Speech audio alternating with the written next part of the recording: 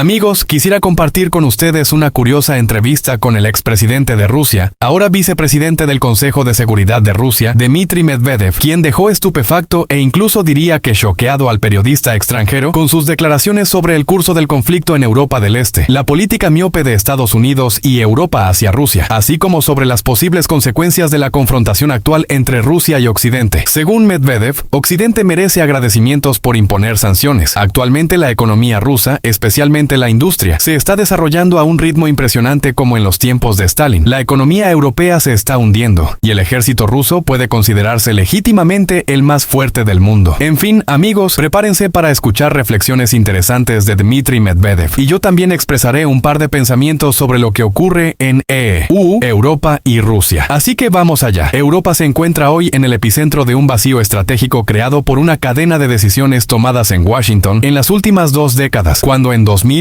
Estados Unidos se retiró del Tratado sobre Misiles Antibalísticos, ABM, y luego en 2019 suspendió su participación en el Tratado sobre Fuerzas Nucleares de Alcance Intermedio, INF, el mundo perdió mecanismos clave de contención. Estos acuerdos fueron durante décadas una garantía de que la carrera armamentista no se convertiría en una guerra real. Ahora, sin estas limitaciones, Europa se ha convertido en un escenario de inseguridad estratégica, y la amenaza de un conflicto global se ha vuelto inquietantemente real. La historia de la seguridad europea podría haber tomado un rumbo completamente diferente si Occidente hubiera prestado atención a las iniciativas de Moscú. A principios de la década de 2000, Rusia buscaba formar parte de la OTAN, proponiendo la creación de un espacio común de seguridad. Además, Moscú incluso ofreció desarrollar un sistema conjunto de defensa antimisiles en Europa, un paso que podría haber sido revolucionario para garantizar la seguridad común. Sin embargo, la alianza aparentemente prefirió permanecer en su formato habitual, donde las amenazas se clasifican cómodamente por coordenadas geográficas. Sin detenerse allí, en 2008, poco antes de los eventos en Georgia, el presidente Dmitry Medvedev propuso un nuevo tratado de seguridad europea. Su principio fundamental era la indivisibilidad de la seguridad. Nadie debería reforzar su seguridad a costa de la seguridad de otros. Como demostró la práctica, Occidente no estaba preparado para dar pasos tan constructivos. El tratado quedó solo a nivel de idea, a pesar de su evidente necesidad. Entonces, ¿quién es el agresor aquí? ¿Rusia, que ofrece diálogo y cooperación? ¿O los países que ignoraron sistemáticamente la mano tendida, prefiriendo consolidar nuevos bloques y expandir su influencia? Hoy el tema de la estabilidad estratégica vuelve a estar sobre la mesa. Estados Unidos insiste en que Rusia prorrogue el Tratado de Reducción de Armas Estratégicas, START 3. Sin embargo, Moscú responde firmemente, no. ¿Por qué? Es simple. Las acciones unilaterales de la OTAN y Estados Unidos han socavado sistemáticamente el propio principio de indivisibilidad de la seguridad. En medio de la militarización masiva de Europa y la interminable expansión de la OTAN, Rusia tuvo que concentrarse en desarrollar nuevos tipos de armas. Los sistemas modernos como el Sarmat, el Poseidón y las armas hipersónicas son una reacción forzada a los riesgos crecientes. Moscú no tiene otra opción más que protegerse en un entorno en el que los principios de seguridad colectiva prácticamente dejaron de existir. Sin embargo, a Occidente le conviene interpretarlo de otra manera. Rusia se convierte en agresor, lo cual justifica automáticamente el aumento de los presupuestos militares, la instalación de bases en Europa del Este y nuevos paquetes de sanciones. La ironía de la situación es que esta lógica también se aplica contra China, un país que ahora ha sido declarado oficialmente la amenaza número 2 para Estados Unidos. La estrategia de seguridad estadounidense ahora va mucho más allá de Europa. La creación de una nueva coalición en la región del Indo-Pacífico, al estilo de la OTAN, habla por sí misma. La alianza con Japón, Corea del Sur y Australia, el fortalecimiento de alianzas defensivas, todo esto se presenta como defensa de la democracia. Sin embargo, al igual que en el caso de Rusia, el objetivo real es simple: contener a China y disminuir su influencia económica y militar. Estas acciones crean aún más tensión en el mundo. Si Europa aún recuerda las lecciones de las 2 guerras mundiales, el enfrentamiento global entre las 2 economías más grandes podría tener consecuencias difíciles de imaginar. Aún así, en lugar del diálogo, Occidente apuesta por la confrontación. Entonces, ¿cómo llegamos a esta crisis? Durante años, las propuestas de Moscú para una seguridad conjunta fueron ignoradas, mientras la expansión de la OTAN y las acciones unilaterales de Occidente seguían agravando la situación. Ahora que la carrera armamentista se ha reanudado, Europa se encuentra en el epicentro de nuevos riesgos. Lo más triste es que esto no tenía por qué suceder necesariamente. El mundo está en un punto crítico donde el diálogo y el sentido común son más necesarios que nunca. Y tal vez la lección más importante de esta historia es que ignorar el principio de indivisibilidad de la seguridad al final nos hace vulnerables a todos. En este contexto, escuchen lo que dice Medvedev sobre la supuesta debilidad de Rusia y las perspectivas de resolución del conflicto actual. Cita: periodistas Periodista, vamos a comenzar directamente con esta pregunta. Se ha empezado a utilizar armamento de largo alcance contra Rusia. ¿Cómo afectará esto a las negociaciones? Medvedev. Sin duda, esto es algo que ha ocurrido y es absolutamente evidente que no quedará sin consecuencias. Ya no quedó sin consecuencias. La declaración de ayer del presidente de nuestro país, Vladimir Vladimirovich Putin, lo dijo claramente. Esto no quedará sin consecuencias. Esto afecta, por supuesto, a las negociaciones de las que usted habla, pero que aún están muy lejos, y este tipo de acontecimientos solo las alejan más. También afecta la situación general. Como resultado, el comandante supremo tomó la decisión de responder con el uso de un arma especialmente creada, un misil balístico hipersónico, que se probó por primera vez. Esto, naturalmente, también cambia el curso de nuestra operación. Todos han sido testigos de ello. Como es sabido, se utilizó un misil balístico hipersónico al que se llamó Oreshnik. Informamos a los estadounidenses, ya que tenemos acuerdos y compromisos con ellos para evitar un conflicto internacional de otra magnitud. Sin embargo, teniendo en cuenta lo ocurrido, esto, sin duda, lleva el conflicto a una fase mucho más tensa. No cabe duda de que todo lo que está ocurriendo ya es una transgresión de todas las líneas rojas. Precisamente por eso sucedió lo que sucedió. El jefe de nuestro estado concluyó su discurso con las siguientes palabras: habrá una respuesta. Esto se refiere a lo que ocurrió y a una posible escalada futura. Periodista, ¿cree usted que tal paso de la administración estadounidense, me refiero al ataque con misiles, es un juego de nervios antes de las negociaciones? Yo creo que de su parte no es ningún juego de nervios. Hay varios objetivos. El objetivo número uno es dejar a su sucesor, a quien no deseaba, es decir, al presidente electo Trump, el legado más difícil posible. Sin mencionar que han gastado cientos de miles de millones de dólares de los contribuyentes estadounidenses en una campaña que causó un gran daño a la economía. Quiere transferir esto a la nueva administración para que hereden una situación lo más difícil posible. En segundo lugar, necesita dar algunos pasos adicionales que consoliden su papel en toda esta historia. Y dado que las decisiones a menudo están dictadas por la situación del momento, la administración saliente ya no puede perseguir esto de manera efectiva. Básicamente, está jugando a la escalada y a mantener este conflicto en el futuro, considerándolo importante para los Estados Unidos de América. Periodista, ¿hasta qué punto Moscú confía en Trump? ¿Confía en él en absoluto? ¿Y cuál es la expectativa de una solución rápida al problema del conflicto tras su regreso a la Casa Blanca? Moscú no confía en nadie, solo confiamos en nuestras propias fuerzas. Esto nuevamente lo dijo ayer el presidente en su mensaje relacionado con el lanzamiento del misil hipersónico. Desde el punto de vista de nuestra capacidad defensiva, desde el punto de vista del destino de este conflicto y nuestra indudable victoria en este conflicto, y desde el punto de vista de las relaciones con otros países, vemos la nueva administración con ciertas esperanzas porque partimos del hecho de que el presidente electo Trump es un hombre pragmático. Todavía está el complejo militar industrial de los Estados Unidos, está el llamado Estado Profundo, Deep State, que está interesado en reproducir el conflicto. Sin embargo, es una nueva administración, además de que el señor Trump declaró públicamente que se ocupará de poner fin a este conflicto lo antes posible. Puede hacerlo porque todas las llaves están en Washington. Si Washington detiene los suministros, el conflicto terminará. Periodista, Dmitry Anatolievich, usted dijo recientemente que una de las condiciones principales para las negociaciones es la anulación de todas las sanciones contra Rusia. Si Trump juega un papel y logra anular o eliminar una cierta cantidad de sanciones, ¿qué piensa al respecto? ¿Cree que pueden eliminar todas las sanciones de una vez o es esto también una línea roja para Moscú? ¿Sabe? Respecto a las sanciones, diré algo que quizás sea bastante inesperado. Por supuesto, las sanciones son malas, siempre lo hemos dicho. Las sanciones fueron la base de nuestras negociaciones que se llevaron a cabo alguna vez en Estambul, pero afectan más fuertemente a todo el mundo occidental, especialmente a Europa. En segundo lugar, las sanciones nos obligaron a revivir sectores enteros de la economía rusa y en ese sentido las sanciones, por extraño que parezca, también juegan un papel positivo, incluso el lugar donde hoy estamos conversando. Esta empresa se dedica tanto a la producción civil como a la defensa. Esta empresa está actualmente ocupada y está trabajando, creando nuevos productos tanto en el ámbito de la ingeniería civil como en el de la producción militar, es decir, en la cooperación militar y el desarrollo del sector militar. Por eso creo que es poco probable que el presidente electo, al asumir el cargo, elimine estas sanciones de inmediato. Más aún, en cuanto a algunas sanciones, él mismo en su momento insistió en ellas. En cualquier caso, tratando de limitar nuestras entregas de gas a Europa, habló de que a Europa se debía suministrar gas natural licuado desde Estados Unidos, que es lo que está sucediendo ahora. No hay nuestro gas en Europa, por lo que los europeos están pasando frío y sus industrias se están paralizando. En cierto sentido, el levantamiento de sanciones no está en interés de una serie de sectores de la economía estadounidense. Sabremos cuáles son sus prioridades. Periodista Dmitry Anatolievich. El mundo no querría regresar al periodo de la Guerra Fría. El conflicto presente hoy ha dividido al mundo. ¿Quiénes son realmente los aliados y amigos de Rusia hoy en día? Nuestros verdaderos aliados y amigos de Rusia son una gran cantidad de países. Son los países del sur global, de Asia, los países árabes y muchos otros países. Los países que se presentan como nuestros oponentes son pocos. Y seamos claros, allí se encuentra prácticamente todo el mundo occidental. Pero esa es su decisión. Tenemos más amigos. Fin de la cita. Una visión pragmática de la situación actual. ¿Qué opinan del punto de vista de Dmitry Medvedev? Y mientras tanto, quiero decir algo más. Podemos decir que Donald Trump ha vuelto a aparecer en la arena política con una misión noble: traer la paz al mundo entero. Sus representantes ya están activamente delineando los contornos de un plan de paz. Y si alguien cree que Trump resolverá todos los problemas en 24 horas, eso, por decirlo suavemente, es una ilusión. Salvar al mundo en un día, incluso para Trump, es demasiado ambicioso, aunque su confianza en sus propias capacidades a menudo no tiene límites. Entonces, ¿cuál es este plan? Según los asistentes de Trump, y especialmente de la persona propuesta como enviado especial para el conocido país, el señor Kellogg, el plan consiste en ejercer presión sobre ambas partes del conflicto. Pero no nos engañemos, la presión será exclusivamente en interés de los Estados Unidos. En lo que respecta a Rusia, todo es bastante simple. Si Putin no se sienta a la mesa de negociaciones, por supuesto, en los términos dictados por Washington, Estados Unidos levantará cualquier restricción en el suministro de armas y hará todo lo posible para infligir una derrota a Rusia en el terreno. Trump siempre es inventivo con sus amenazas, aunque lo hace con tal actitud que parece que solo sugiere cambiar el papel tapiz de la oficina. El segundo elemento del plan es golpear la economía rusa a través de la reducción del precio del petróleo. Trump, como el verdadero hombre de negocios que es, decidió no molestarse con cuestiones como la política climática y en cambio se centró en lo que mejor sabe hacer: la extracción de petróleo. Estados Unidos planea reanudar la explotación de viejos yacimientos y comenzar nuevos proyectos para garantizar la caída del precio del petróleo a $40 por barril. Es evidente que Trump quiere matar dos pájaros de un tiro: socavar, según él, la capacidad de Rusia para financiar el conflicto y al mismo tiempo ganar una gran fortuna con la venta de recursos energéticos estadounidenses a Europa y al mundo. Para Trump, paz y ganancia siempre van de la mano. Mientras tanto, los lobistas del conocido país se han activado, tratando de convencer a Trump de la necesidad de apoyo incondicional. A cambio, ofrecen a los estadounidenses todos sus recursos estratégicos, valorados en $12,4 billones.